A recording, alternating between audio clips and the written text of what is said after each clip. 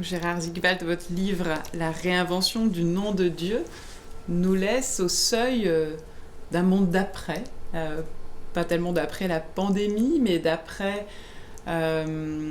ces temps de domination finalement. D'abord domination de la foi sur la raison, ensuite domination aujourd'hui plutôt de la raison sur la foi, un monde d'après dans lequel on peut espérer quelque chose de l'ordre d'un équilibre, de la fin de la domination peut-être. Et comme vous nous laissez au seuil de demain, j'ai envie de vous demander, à titre personnel, quelles sont vos peurs d'abord peut-être pour demain? Quelles sont vos craintes? J'ai essayé d'écrire une lettre à mes petites filles. Oui. Et il y a dans une de ces lettres ce thème de l'avenir. Lettre à mes petites filles à l'ère de l'Anthropocène. L'Anthropocène, c'est l'ère que nous vivons aujourd'hui, sur l'avenir. Et je distingue là entre le futur et l'avenir. Le futur, c'est la suite du présent. Nous vivons ce jugement, cette crise de civilisation aujourd'hui, et les scientifiques peuvent calculer la suite. Et cette suite est plutôt accablante. Et alors, je leur parle de l'avenir. En langage théologique, on parlerait là d'eschatologie. Il y a la futurologie qui se situe dans la continuité du présent, et il y a l'eschatologie, ce terme évoque la réalité dernière. C'est pas tant les réalités dernières, donc cataclysmes, catastrophes de toutes sortes, mais quelle est la réalité dernière, une réalité qui n'est pas dernière chronologiquement simplement, mais qui est dernière en tant que fondamentale, elle porte le réel. Cette réalité dernière, nous connaissons peut-être l'affirmation du livre de l'Apocalypse, mise dans la bouche de Dieu, je suis le premier et le dernier, l'alpha et l'oméga. Cette réalité dernière, c'est ce que tout à l'heure nous avons appelé la transcendance, qui est la dimension de profondeur du réel. Et je parle à mes petites filles de l'avenir en disant, le kairos, le temps opportun, il existera aussi demain. Et demain, il y aura aussi cette puissance de résurrection, de résiliation, de résilience qui sera offerte et qui vous permettra, dans le futur, quel qu'il soit, d'advenir à vous-même et d'advenir à la plénitude de votre être dans votre relation à vous-même, aux autres, à l'environnement et à Dieu. L'avenir, c'est l'advenu de Dieu, c'est l'advenu de l'homme, c'est l'advenu du réel comme création continue de Dieu. Et alors, quels sont mes espoirs, je l'ai exprimé, et quelles sont mes craintes? Et là, à nouveau, je vais être personnel. Après la publication de ce livre que j'ai offert à plusieurs collègues, dont Thierry Legrand, professeur d'histoire des religions, je reçois de Thierry Legrand, un ami, une lettre où il me dit « Attention, les Targums donnent une toute autre interprétation à ce verset que tu cites là de Genèse 4 à la fin du livre. » Je le mentionne, ce verset, c'est alors que l'on commença à appeler le nom de, eh bien, le tétragramme, c'est-à-dire ce nom du Seigneur que le juif croyant ne prononce pas. Et mon ami Thierry Legrand me dit, eh bien, il y a un Targum qui donne une toute autre interprétation que celle qui est suggérée par le texte même et que tu suis. Il s'adresse à moi. Et je lis ce Targum. C'est là la génération durant laquelle ils commencèrent à se fourvoyer. Ils fabriquèrent des idoles et ils désignaient leurs idoles du nom de la parole de Yahvé. Alors tout mon thème, tout ce livre, il était par terre, d'une certaine manière, puisque je prends cette affirmation de Genèse 4 à la lettre dans cette génération du cri de l'époque. Et aujourd'hui, ne vivons-nous pas dans une génération du cri? Dans cette génération du cri, le cri qui jaillit, en fin de compte, c'est le cri du Dieu du nom imprononçable pour le juif.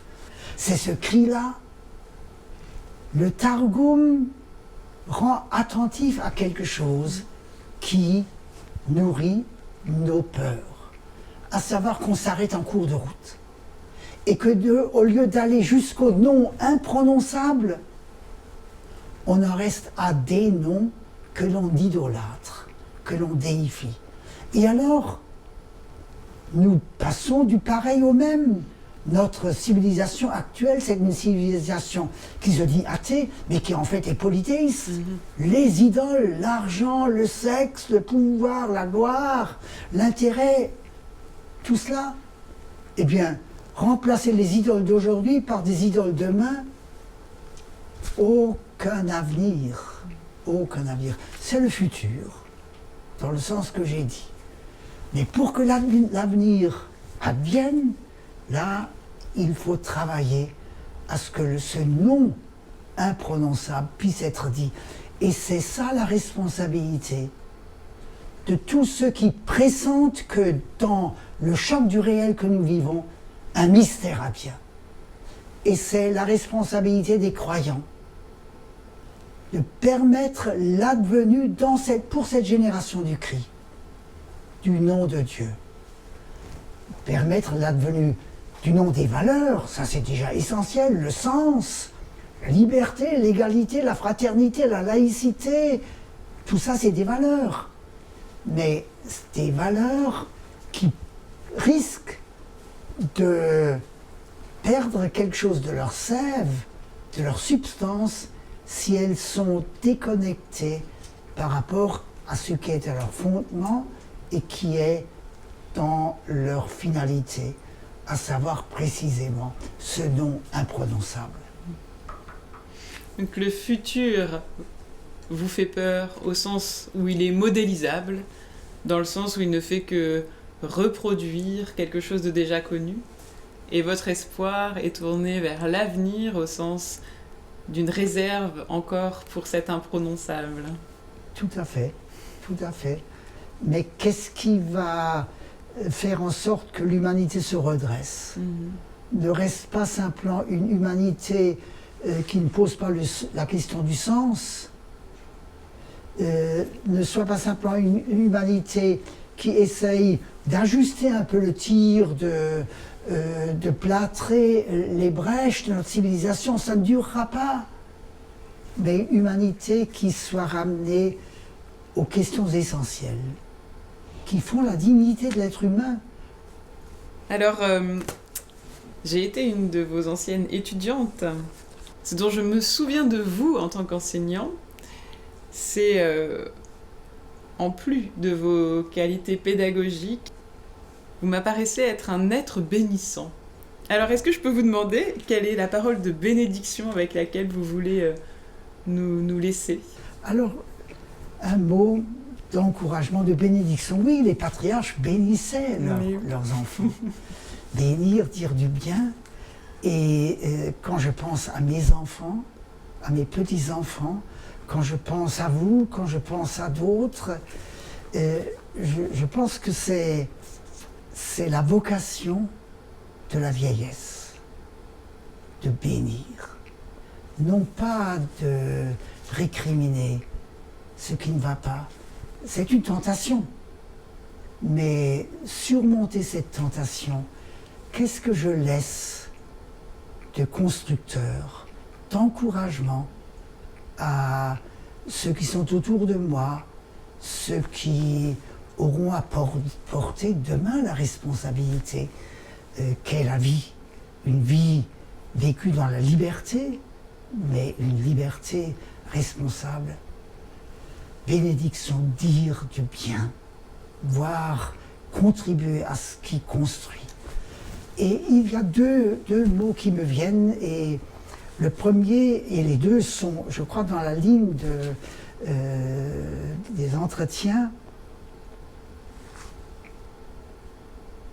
Saisir la chance du silence, se donner au silence dans nos vies sa chance. Ne pas nous laisser emporter par le bruit, par l'agitation. Prendre du recul, silence. Et une parole qui émane du silence, ou des paroles qui, dans leur multiplicité, dans leur contradiction, se régénèrent dans le silence. C'est une parole qui peut être constructive. Et dans la même ligne, la deuxième chose, mais c'est la suite. Lorsque, à Nouvel An, on reçoit des vœux, et lorsqu'on en exprime, eh bien, depuis des années, je n'ai plus qu'un seul vœu. Aller à la source. Aller à la source. La source, c'est le commencement. Aller à la source de l'espérance, de l'amour, de la foi, la source de la force, du courage, de la persévérance, de la joie. Merci beaucoup pour cette bénédiction et cet envoi. Et merci pour ce livre qui fait œuvre aussi d'envoi et de bénédiction. Merci Marion.